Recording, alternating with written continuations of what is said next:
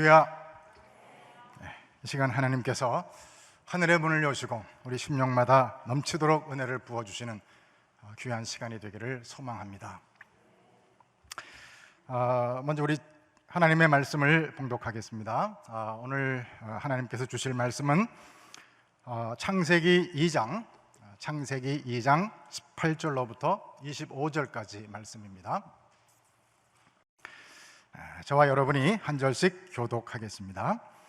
여호와 하나님이 이르시되 사람이 혼자 사는 것이 좋지 아니하니 내가 그를 위하여 돕는 배필을 지으리라 하시니라.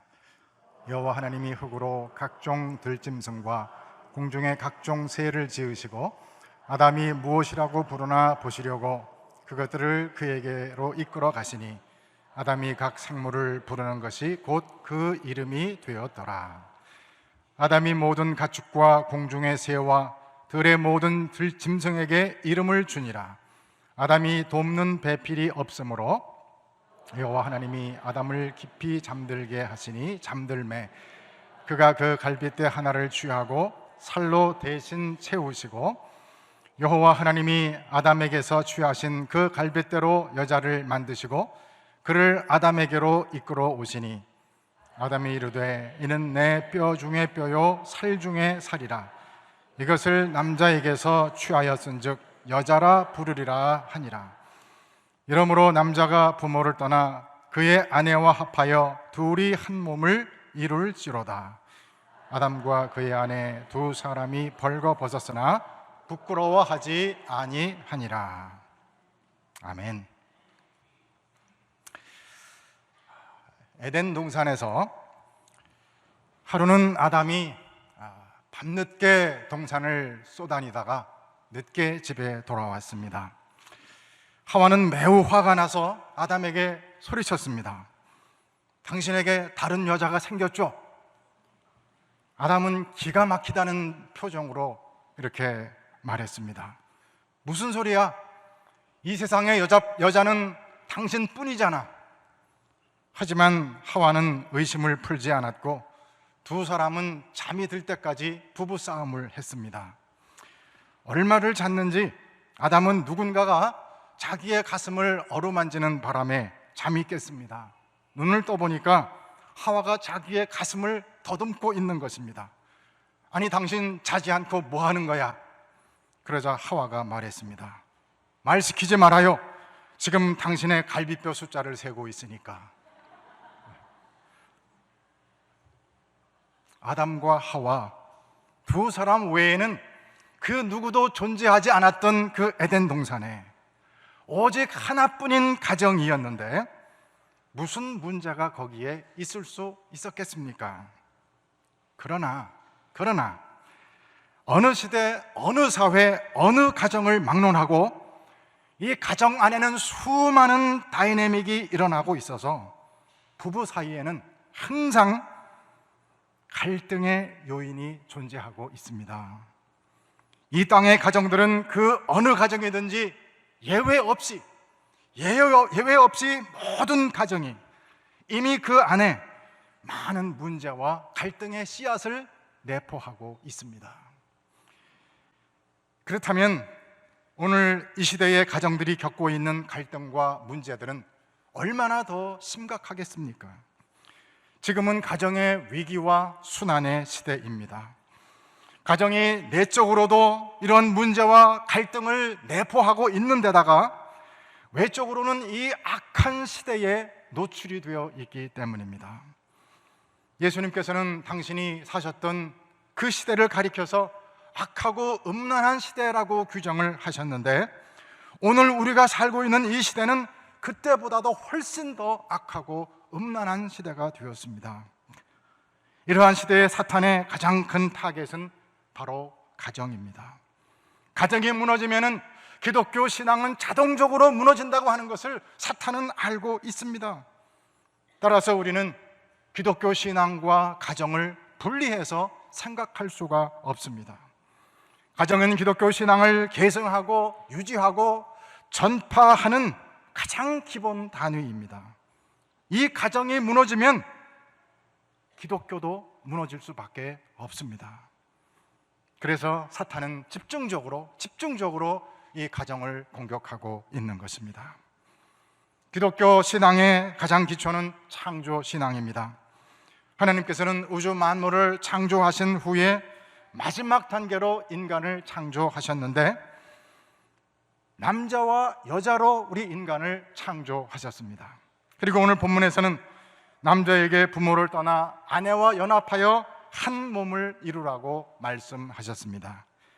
이 결혼과 가정은 창조의 절정이자 핵심이며 지금도 계속되는 하나님의 창조의 수단입니다. 사탄은 이 가정을 집중적으로 공격해 왔습니다. 특별히 기독교의 가정관, 즉 한 남자와 한 여자의 결혼을 통해 이루어진 이 가정을 파괴하는 것이 사탄의 목표입니다. 그래서 지금까지 집요하게 공격을 해왔고 동성애 합법화를 관철시켰고, 아마도 사탄은 그 목표를 달성해 가고 있다고 쾌재를 부르고 있을 것입니다. 동성애 합법화 그 다음 타겟은 일부 다처제라고 합니다. LA 타임스를 비롯한 경제 전문지 이코노미스트, 정치 전문 사이트 폴리티코 등은 동성결혼 합헌 판결이 나온 직후에 일부 다처제가 그 다음 타겟이다라고 사설을 통해서 일제히 주장을 했습니다. 연방 대법원이 동성결혼에 이어서 일부 다처제에 대한 합헌 여부를 가릴 날이 이제 멀지 않았다는 것입니다.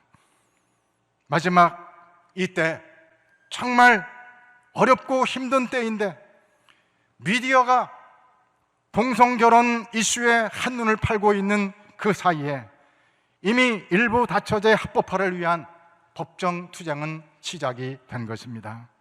그렇다면 앞으로의 가정은 기독교적인 일부 일처제보다는 동성 커플 가정, 일부 다처나 일처 다부 혹은 다부 다처의 가정들로 점점 대체돼 갈 것입니다. 전통적인 일부 일처의 가정은 피를 나눈 부모와 자녀들로 구성이 됩니다.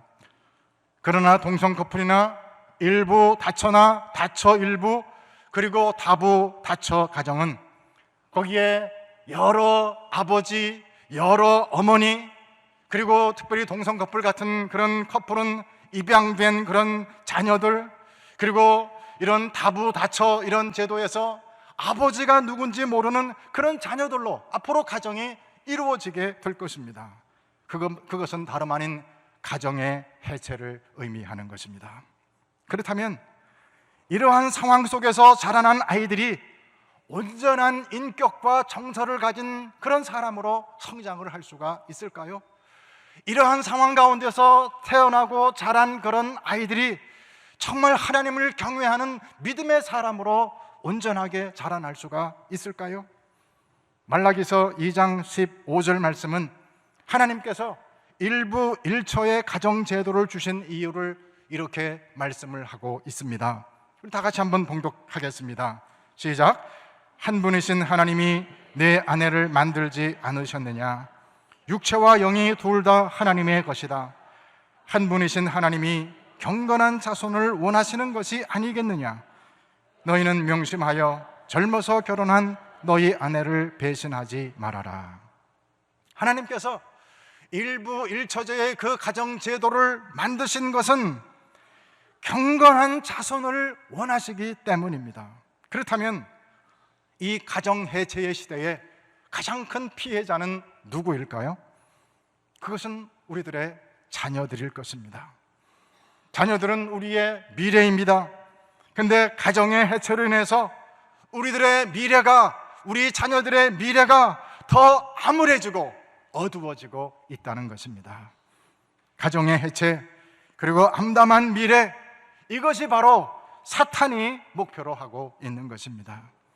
지금 이 세상과 이 세상 속에서 사는 사람들은 사탄의 의도대로 이끌려가고 있습니다. 정말로 안타까운 것은 수많은 교회들조차도, 수많은 그리스도인들조차도 사탄의 의도에 동의를 하고 있고 그 동조하면서 거기에 같이 이끌려가고 있다는 것입니다.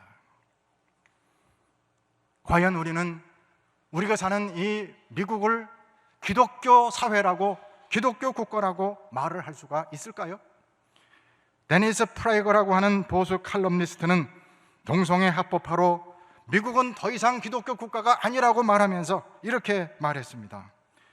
동성결혼 합법화는 미국의 기독교 시대가 공식적으로 끝났음을 의미한다. 향후 보수 진영에서는 갈수록 눈물 흘릴 일이 점점 많아질 것이며, 진보 진영에서는 갈수록 웃음꽃을 피우는 일이 더욱더 많아지게 될 것이다. 그러면서 가정과 교회와 국가라는 공동체, 그리고 믿음은 우리가 반드시 지켜내야만 하는 가치이며, 만약 In God we trust, 이러한 미국적인 가치를 우리가 지켜내지 못한다고 하면 미국의 미래는 없다, 그렇게 단언을 하고 있습니다. 여러분, 가정을 바로 세우는 것이 이래서 중요한 것입니다. 가정을 세운다는 것은 단순히 가정을 세우는 것을 말하는 것이 아니라, 그것은 자녀들을 바로 세우는 것이고, 그것은 교회를 바로 세우는 것이고, 그것은 기독교 신앙을 바로 세우는 것이요, 더 나아가서는 이 나라를 바르게 세우는 것입니다. 특별히 우리는 자녀들과 이 땅의 교회들을 위해서 이 일에 사명감을 가져야 될 줄로 믿습니다. 그러면 우리는 어떻게 가정을 세워야 할까요? 하나님께서 창조하실 때 처음 오리지널로 디자인하신 그 가정의 모습으로 돌아가야 합니다. 그러면 하나님이 디자인하신 오리지널한 가정의 모습은 어떤 것이겠습니까? 첫째는 배우자는 서로 돕는 배필이라고 하는 것입니다. 배우자는 서로 돕는 배필입니다. 하나님이 지으신 모든 동물들은 다 짝이 있었습니다. 그러나 그것들에게 이름을 붙여주고 그것들을 다스리도록 지으신 인간에게는 짝이 없었습니다. 그것을 보신 하나님께서는 좋지 않게 보셨습니다. 그래서 오늘 18절에 보면 주 하나님이 말씀하셨다. 남자가 혼자 있는 것이 좋지 않으니 그를 돕는 사람, 곧 그에게 알맞은 짝을 만들어 주겠다. 그래서 하나님은 돕는 배필을 만드시기 위해서 먼저 아담을 깊이 잠들게 하셨습니다. 그가 잠든 사이에 하나님이 그의 갈빗대 하나를 뽑고 그 자리를 살로 채우셨습니다. 그리고 남자에게서 뽑아낸 갈빗대로 여자를 만드시고 그 여자를 남자에게로 데리고 오셨습니다. 이렇게 만들어진 아담과 돕는 배필의 관계를 유명한 주석가 매튜 헨리는 아주 아름답고도 절묘하게 이렇게 표현을 했습니다. 하나님께서는 아내를 남편의 머리에서 취하지 않으심으로 그를 주장하지 못하게 하셨고, 그의 발에서 취하지 않으심으로 그에게 짓밟히지 않게 하셨으며, 그의 옆구리에서 취하심으로 그와 동등하게 하시고, 그의 팔 아래서 취하심으로 그의 보호를 받게 하셨고, 그의 가슴 근처에서 취하심으로 그의 사랑을 받게 하셨습니다. 정말 하나님의 말씀을 깊이 묵상하는 가운데 통찰력을 가지고 한 그런 말이라고 생각이 됩니다. 돕는 배필이라는 이 말은 히브리어로 에제르 케네그도인데, 에제르는 도움이란 뜻이고 케네그도는 옆이라고 하는 장소적인 의미도 있고 마주하다, 적합하다 그런 뜻도 가지고 있습니다. 즉 돕는 배필은 옆에서 마주함으로써 도움을 주는 짝 혹은 반려자를 의미합니다. 그러므로 돕는 배필은 짝을 이루는 두 사람의 관계가 인격적인 동등성에 근거하고 있으며 역할이 다르다고 하는 것을 말하고 있습니다. 그러므로 돕는 배필, 즉 에제르는 서로 인격적으로 존중해주면서 각자 다른 역할을 함으로써 둘이 함께 성장해가고 피차 온전해지도록 도와주는 그런 역할을 말하는 것입니다.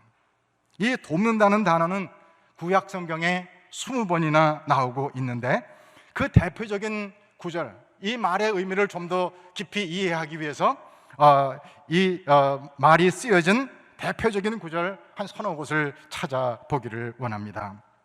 먼저 신명기 33장 26절의 말씀입니다. 다 같이 보겠습니다. 이스라엘 백성아, 너희의 하나님과 같은 신은 달리 없다. 하나님이 너희를 도우시려고 하늘에서 구름을 타시고 위엄 있게 오신다. 하나님이 너희를 도우시려고, 이 말은 하나님이 너의 에제르가 되시려고 그렇게 되어 있습니다. 또 시편 70편 5절의 말씀입니다. 시작. 그러나 불쌍하고 가난한 이 몸 하나님 나에게로 빨리 와 주십시오. 주님은 나를 도우시는 분, 나를 건져 주시는 분이십니다. 주님 지체하지 마십시오. 여기 주님은 나를 도우시는 분, 그 말은 주님은 나의 에제르라는 말입니다. 또 시편 124편 8절 말씀인데, 시작. 천지를 지으신 주님이 우리를 도우신다. 천지를 지으신 주님이 우리의 에제르이시다 라고 그렇게 되어 있습니다. 이 구절들을 보게 되면 모두가 다 도움이 되는 하나님, 하나님이 주시는 도움, 하나님만이 주실 수 있는 도움, 정말 하나님께서 우리에게 꼭 주셔야만 하는 도움, 그런 도움에 대해서 말을 할 때 에제르라는 단어를 사용을 하고 있습니다. 또 이사야 30장 5절이나 에스겔 12장 14절 같은 그런 말씀을 보면은 에제르가 없는 사람, 하나님이 도와주시지 않는 사람, 하나님의 도움을 받지 못하는 사람은 망할 수밖에 없다, 그런 표현들을 하고 있는 것을 보게 됩니다. 여러분, 하나님은 우리를 도우시는 우리의 에제르이신 줄로 믿습니다. 하나님은 정말 도울 자가 없어서 이 세상에서 죽어가고 있는 우리를 도우시기 위해서 독생자 예수 그리스도를 보내주셨습니다. 그분의 고난과 십자가를 통해서 우리를 구원해 주셨고 우리를 하나님의 자녀로 회복시켜 주셨습니다. 이보다 더 큰 도움, 이보다 더 위대한 도움이 우리에게 어디에 있겠습니까? 그리고 무엇보다도 하나님께서는 우리에게 성령을 보내주셨습니다. 영어로 성령을 컴포터라고도 하기도 하고 또 카운셀러라고도 하기도 하고 또 어떤 경우에는 헬퍼라고 그렇게 번역을 해서 말을 하기도 합니다. 성령님은 우리의 헬퍼, 우리를 도와주시는 우리의 에제르이신 것입니다. 그분은 지금도 우리와 함께 계시고 지금도 나와 함께 계셔서 내 모든 삶을 이끌어 가시고 도와주시는 에제르이신 줄로 믿습니다. 그러므로 돕는 배필 에제르는 사소한 도움을 주고 시시한 그런 도움을 주는 보조적인 존재를 말하는 것이 아니라 하나님께서 우리를 도와주시는 것처럼 적극적이고도 필수적인 도움을 주는 그런 배우자를 말합니다. 즉 남편과 아내는 위기에 처했던 이스라엘 백성들을 도와주셨던 그 하나님의 손길처럼 절대적인 도움을 주는 동반자의 관계를 의미하는 것입니다. 여기에는 여성이 남성에게 속한다는 종속적인 의미가 전혀 담겨 있지 않고 상호 동등성의 의미가 강하게 암시되어 있습니다. 그러므로 우리는 가정 안에서 서로에게 에제르가 되어야 하는 것입니다. 이것이 이 시대의 가정을 바로 세우는 첫 걸음입니다. 전통적인 남존 여비 혹은 여필 종부 등의 가부장적인 태도, 그런 태도를 가지고는 하나님이 원하시는 그런 가정을 이룩할 수가 없고 오히려 가정 안에 문제들과 갈등을 더 증폭시킬 따름입니다. 우리나라 여성들이 남성에 대해서 거는 꿈은 크게 두 가지가 있다고 합니다. 바로 신데렐라의 꿈과 평강공주의 꿈입니다. 신데렐라의 꿈은 백마를 탄 그런 멋있는 왕자님이 어느 날 유리구두를 가지고 나를 찾아오기를 기대하는 그런 꿈입니다. 그런가 하면은 평강공주의 꿈은 현재의 남자가 온달처럼 비록 보잘것없지만 자기 자신의 도움과 헌신으로 언젠가는 그를 훌륭하게 만들겠다는 그런 꿈입니다. 이 두 꿈은 언뜻 보기에는 서로 다른 꿈 같지만 사실은 그 의미가 같은 그런 꿈입니다. 이미 출세해 있는 남자를 만나든가 아니면 출세할 가능성이 있는 남자를 원하든가 그 차이일 뿐인 것입니다. 다시 말해서 여자가 남자를 이용해서 자신의 욕구를 충족시킨다고 하는 그런 점에서 이 꿈은 똑같은 꿈인 것입니다. 남성도 마찬가지로 여성에 대해서 두 가지 꿈을 가지고 있다고 합니다. 미스 코리아의 꿈과 복부인의 꿈이 그것입니다. 즉 자기 아내가 출중한 미인이든지 아니면 경제력이 뛰어나서 돈을 많이 벌어다 주기를 바라는 그런 꿈을 말하는 것입니다. 하지만 이런 꿈들은 빨리 깨버리는 것이 좋습니다. 왜냐하면 하나님께서 만드신 부부는 요구하고 바라고 덕을 보고자 하는 그것이 아니라 내가 도움을 주고 베풀고 내가 먼저 에제르가 되는 그런 관계이기 때문입니다. 어느 가정이든지 주류가 있습니다. 남편을 통해서 그 가정에 하나님의 은혜가 흐르는 그런 가정이 있고요, 아내를 통해서 그 가정에 하나님의 은혜가 풍성하게 흘러가는 그런 가정이 있습니다. 그 주류를 강화시켜야 할 필요가 있습니다. 그러기 위해서 누군가 에제르가 되어야 합니다. 그것이 남편이면 아내가 에제르의 역할을 충실하게 해주고, 그것이 아내면 남편이 에제르의 역할을 충실하게 해줘야 하는 것입니다. 물론 남편과 아내는 서로가 에제르가 되어야 되는데, 그러나 누군가는 더 큰 에제르가 되어서 그 가정을 세우는 그 일을 감당해야 된다는 것입니다. 저는 우리 가정의 주류는 제 아내라고 생각을 합니다. 사실입니다. 제 아내는 저보다 기도도 훨씬 더 많이 하고요, 하나님의 말씀도 훨씬 더 많이 보고 묵상을 하고요, 또 저보다 훨씬 더 믿음이 좋습니다. 그래서 정말 우리 가정에 오늘 여기까지 온 것은 하나님이 에벤에제르, 지금 이 순간까지 에제르가 되셔서 우리를 도와주신 것은 순전히 제 아내 덕이라고 저는 생각을 하고 있습니다. 그래서 저는 지금 에제르의 역할을 열심히 감당하려고 노력을 하고 있습니다. 노력을 하고 있다는 것을 기억해 주시기를 바랍니다. 그래서 저는 한 달에 한 번씩 운전기사가 돼서 북가주 버클리라든지 센타로사라든지 운전을 해서 모시고 갔다가 옵니다. 그리고 또 우리 집사람이 부탁을 하면은 영어를 한국말로 번역해 주기도 하고, 또 한국말로 뭐를 써놓으면 그걸 영어로 번역을 해 주기도 합니다. 또 워낙 바쁘니까 밥을 할 시간이 없습니다. 그래서 제가 밥을 해서 드시옵소서 하고 제가 대접을 합니다. 우리 대한민국의 남자들은 남자들이 부엌에 들어가는 것을 금기시하는 그런 문화 속에서 자라왔습니다. 남자가 부엌에 들어가면 뭐가 떨어진다, 그런 말을 많이 들으면서 자라났습니다. 그러나 여러분, 지금은 그렇지 않습니다. 지금은 요생남이 대세인 그런 시대입니다. 여러분, 요생남이 뭔지 아십니까? 요색남, 잘 모르시는군요. 요리하는 섹시한 남자. 그래서 이 시대를 살아가는 여기 남성 여러분들은 여러분들만의 레시피를 한두 개 정도는 가지고 있어야 됩니다. 저는 제 나름의 레시피를 많이 가지고 있습니다. 혹시 그 레시피를 알기를 원하시면 개인적으로 저를 찾아오시기를 바랍니다. 누군가가 에제르의 역할을 잘 감당해 줘야 합니다. 여러분, 결혼이라고 하는 것은 나를 행복하게 해줄 그런 사람을 찾는 것이 아닙니다.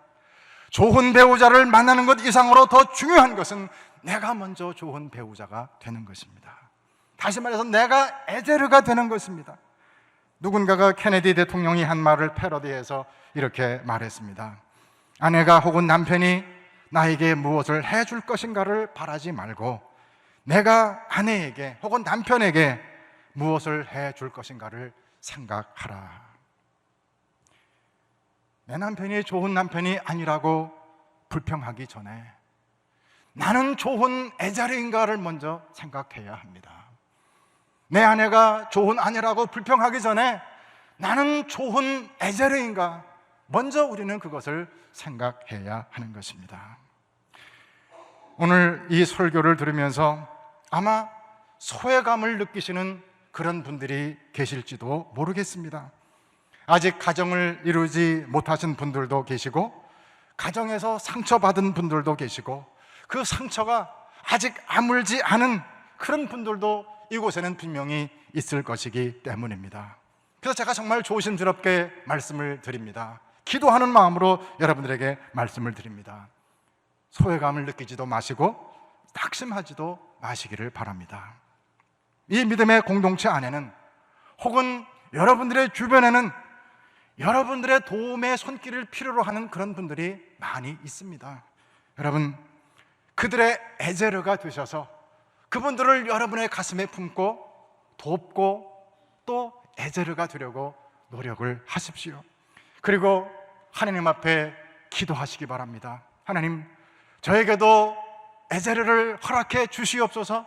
그리고 저 속에 있는 이런 모든 상처들이 치유될 수 있도록, 회복될 수 있도록 하나님 도와주시옵소서. 에제르가 되어서, 그 누군가의 에제르가 되어서 살고자 하는 여러분들의 그런 태도와 여러분들의 기도를 하나님이 들으셔서 하나님이 여러분들에게 에제르를 허락해 주실 줄로 믿습니다. 그리고 여러분들의 상처와 여러분들의 그 모든 것이 치유되고 회복되게 도와주실 줄로 믿습니다. 여러분, 하나님이 여러분의 에제르를 먼저 기억하시기를 바랍니다. 용기를 가지고 낙심하지 말고 담대하게 살아가시기를 바랍니다. 그리고 교회에서, 가정에서 먼저 에제르가 되는 우리 모두가 될 수 있기를 바랍니다. 에제르는 하나님처럼 돕는 것을 의미합니다. 따라서 에제르가 더 큰 자요, 에제르가 더 복받은 자입니다. 그러므로 도움과 섬김을 받으려고 하지 말고 먼저 에제르가 돼서 섬기는 우리 모두가 될 수 있기를 원합니다. 이것이 우리의 가정과 교회를 바로 세우고 복을 받는 비결입니다. 하나님이 디자인하신 오리지널한 가정은 서로에게 에제르가 되는 것입니다. 여러분, 배우자가 에제르가 되어주기를 바라기 전에 먼저 여러분 자신이 에제르가 되기를 다시 한번 주님의 이름으로 부탁을 드립니다. 그래서 여러분의 가정을 바로 세우고 그 가정 안에서 천국의 기쁨과 평화를 맛보면서 사는 우리 모두가 될 수 있기를 주님의 이름으로 축원합니다. 두 번째는 남편과 아내가 연합하여 한 몸이 되게 하셨습니다. 오늘 본문은 결혼을 남자가 부모를 떠나서 아내와 연합함으로 둘이 한 몸이 되는 것으로 말씀을 했습니다. 한 몸이 된다고 하는 것은 육체와 정신과 영혼 모든 것이 전인적으로 하나가 되는 것을 의미합니다. 오늘 23절에 이는 내 뼈 중에 뼈요 살 중에 살이라 그렇게 말씀을 했는데, 아내는 남편의 가장 소중한 부분이고 또 남편도 아내의 가장 소중한 부분이라는 그런 의미를 가진 것입니다. 남편과 아내가 온전히 하나로 결합된 신비를 그렇게 말씀을 했습니다.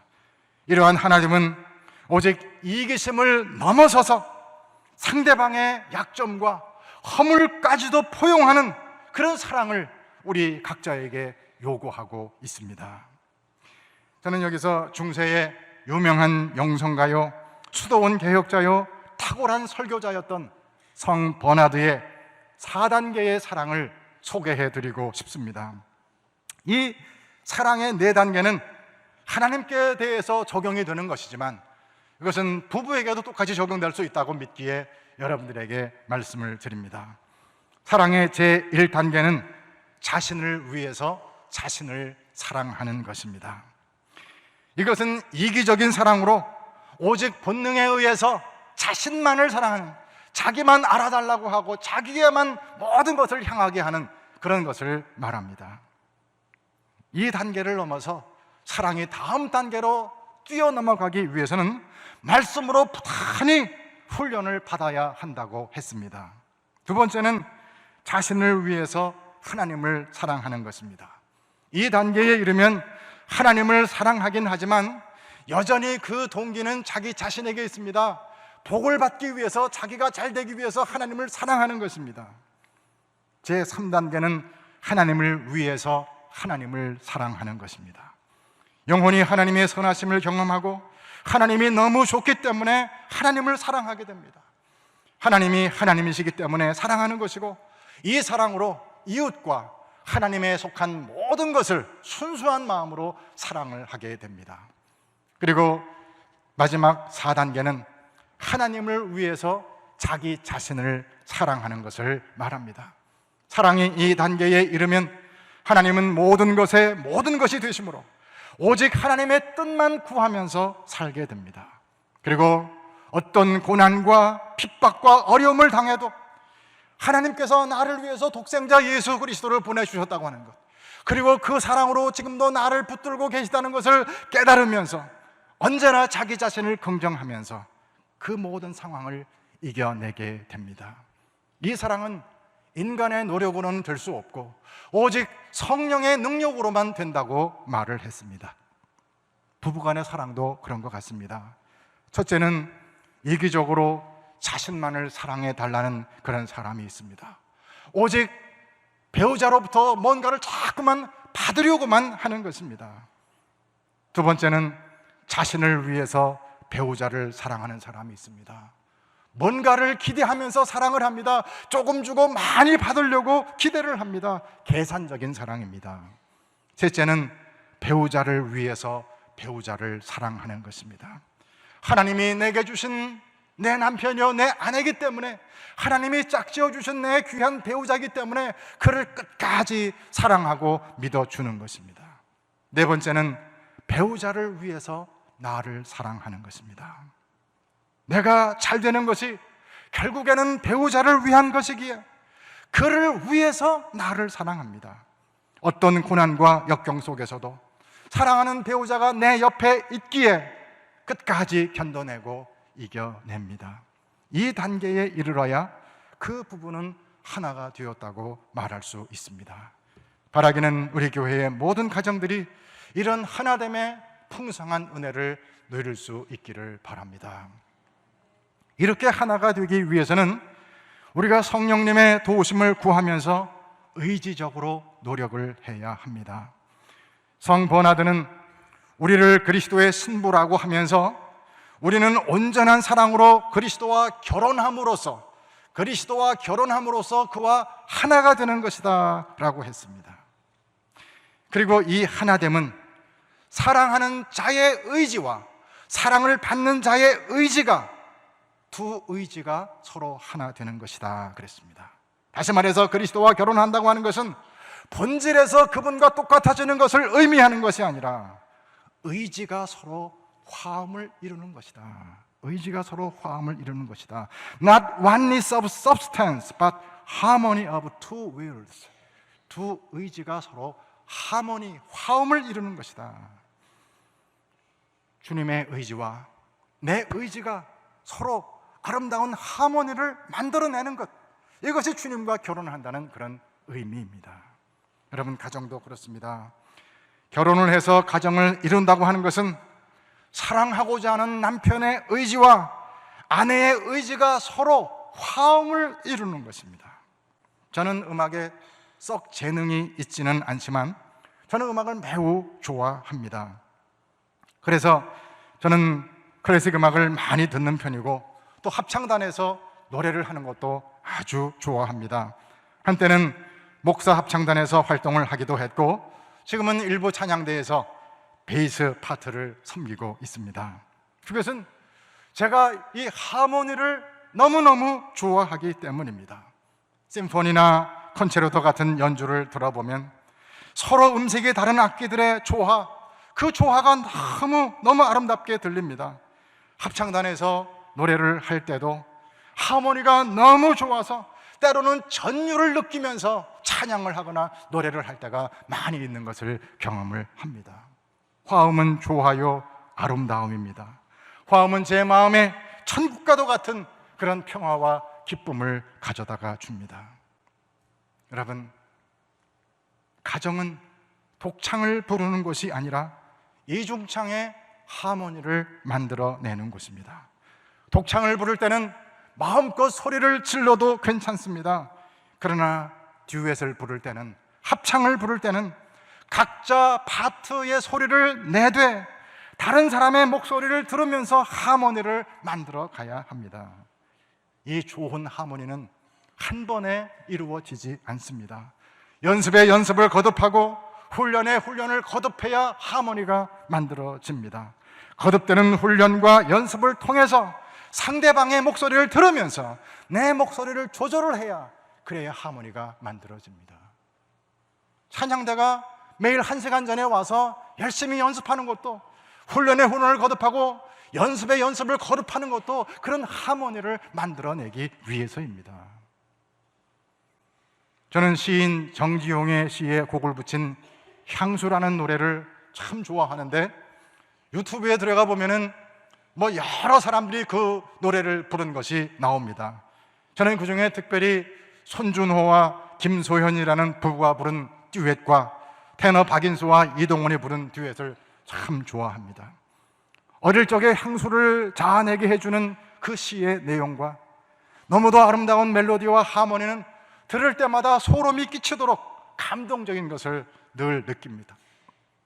우리의 가정들에서 이러한 하모니들이 넘쳐나게 되기를 바랍니다.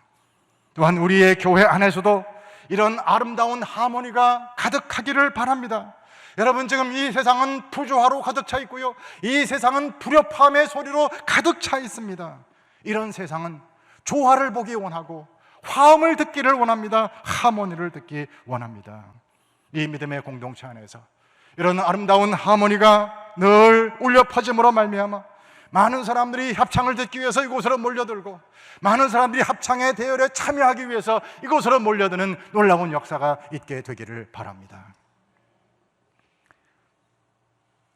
결혼은 의지의 하모니입니다. 아까 제가 에즈리의 역할을 감당하는 저의 경험을 말씀을 드렸습니다마는, 저라고 항상 기분 좋은 마음으로 그렇게 하겠습니까? 저도 기분이 상할 때가 있습니다. 우리 집사람의 말 한마디에 속이 확 뒤집어지는 그런 때도 있습니다. 그러면 막 툴툴거리고 신경질도 내고 때로는 막 소리도 지릅니다. 그러다가도 내가 내 감정으로 노래를 하면 안 되지, 내 의지로 화음을 만들어야지, 그런 생각이 들어옵니다. 의지는 감정을 컨트롤하는 것입니다. 만약 우리가 감정을 따라서 노래를 부른다면 아마 우리의 가정과 우리의 교회들에서는 불협화음, 악쓰는 소리, 비명소리, 신음소리, 그런 소리만 들려오게 될 것입니다. 우리는 감정의 불협화음이 아닌 의지의 하모니를 만들어내야 합니다. 의지의 하모니는 애쓰고 노력함으로써 만들어집니다. 때로는 기분이 나쁩니다. 때로는 하고 싶지 않습니다. 그렇지만 의지적으로 하모니를 만들어내야 합니다. 그것이 가정이 하나가 되는 것이고, 그것이 부부가 한 몸이 되는 그런 비결입니다. 왜 그래야 합니까? 하나님은 조화의 하나님이시기 때문입니다. 하나님의 창조는 완벽한 조화 그 자체였습니다. 그래서 창조의 하루하루가 끝날 때마다 보시기에 좋았더라, It was good, 하나님이 말씀하셨습니다. 그리고 인간을 창조하심으로써 창조의 사역을 다 마치셨을 때 보시기에 참 좋았다, It was very good, 하나님이 그렇게 말씀하셨습니다. 그러나 인간이 죄를 지음으로 세상에는 부조화와 불협화음이 들어왔습니다. 창조 이전의 혼돈과 공허와 어둠이 다시 들어와서 인간과 가정을 지배하기 시작했습니다. 예수 그리스도는 이 조화를 다시 회복시켜 주시기 위해서 성육신 하셨고, 십자가 위에서 우리를 위해서 피 흘려 주셨습니다. 십자가는 자신의 뜻에 대해서는 철저하게 죽는 것이고, 하늘 아버지의 뜻에 대해서는 철저하게 순종하는 것입니다. 그러므로 우리의 가정마다 이 십자가를 다시 회복하고 십자가를 세워야 하는 것입니다. 그래야 우리의 가정들마다 이 교회 안에 사랑의 하모니가 회복이 되고 그 하모니가 들려오게 될 줄로 믿습니다. 우리는 날마다 십자가 안에서 나 자신을 낮춰야 하고 나 자신을 죽여야 합니다. 그래야 우리의 공동체 안에 하모니가 만들어집니다. 나를 끝까지 주장하면은 불협화음만 만들어집니다. 불행해집니다. 내가 죽어야, 십자가를 세워야, 그래야 하모니가 만들어지고, 그 하모니가 만들어지면 우리 모두 다 행복하게 되는 것입니다. 조화와 하모니에서 아름다움이 나옵니다. 요한계시록 21장에 보면은 하늘로부터 내려오는 새 예루살렘의 모습을 묘사하고 있는데, 우리 그 말씀을 한번 같이 보겠습니다. 시작.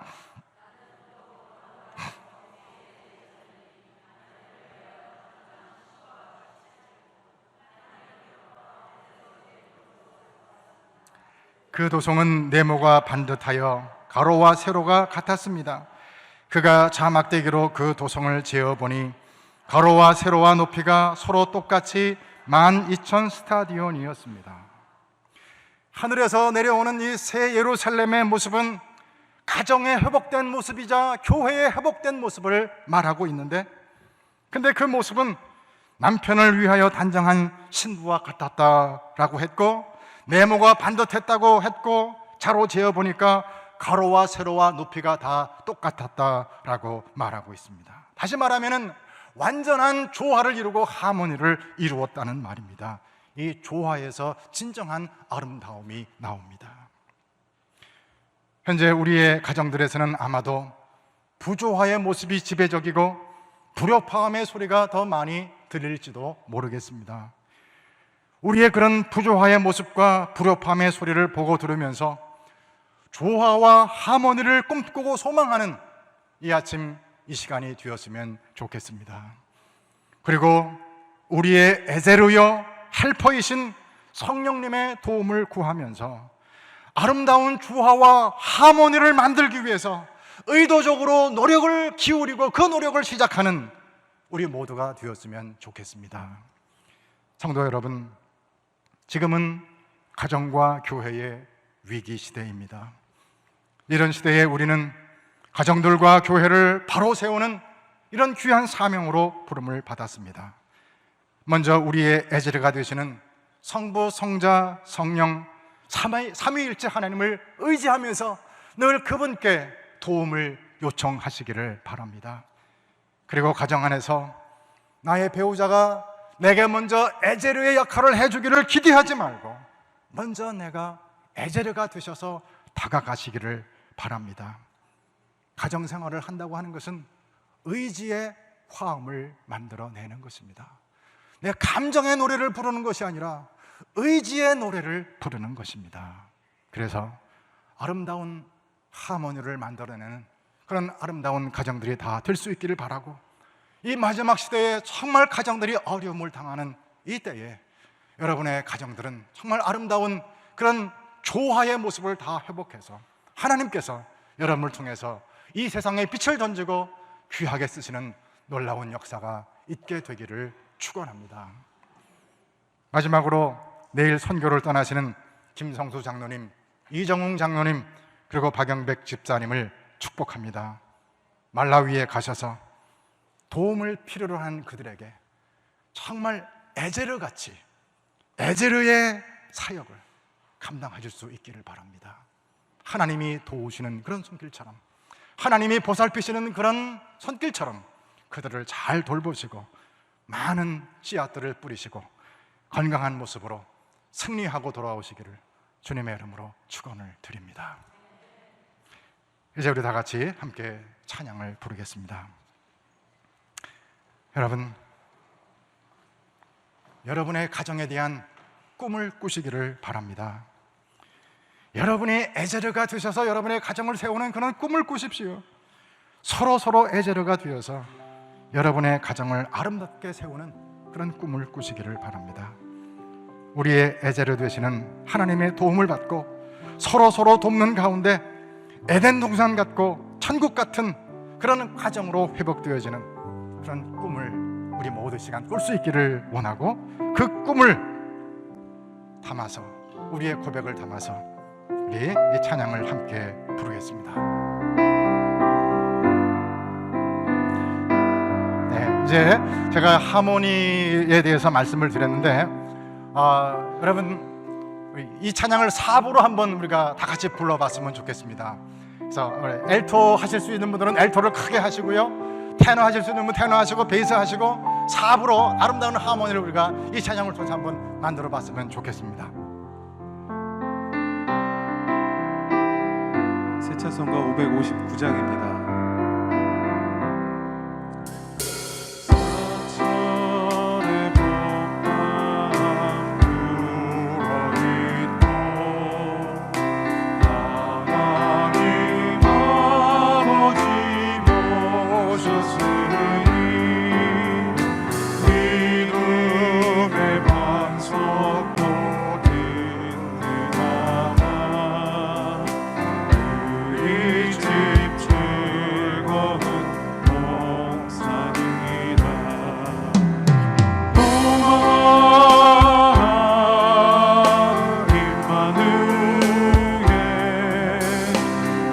예수